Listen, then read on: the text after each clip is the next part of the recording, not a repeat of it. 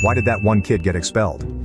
1. For lifting up his shorts and exposing his balls through the leg hole to the principal while said principal was escorting potential investors for the school. 2. Playing kickball in gym class. Kid kicked his shoe off and his bag of weed came flying out right to the teacher's feet. 3. He stabbed another kid with a letter opener he made in shop class.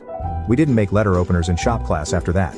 4. Thought he was funny and decided to grab the SRO, student resource officer's gun. Our SRO also happened to be part of SWAT. He did this as we all left end of day crowded hall. I remember this vividly over 20 years later. This was also post-Columbine by like a month. Kid got slammed into a wall, put in cuffs. Arrested and expelled immediately. 5.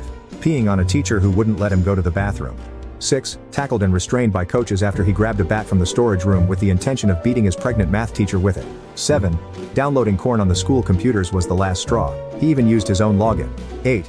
He kicked my friend in the ass so hard it broke his tailbone. He literally broke my friend's ass. 9. Running through the cafeteria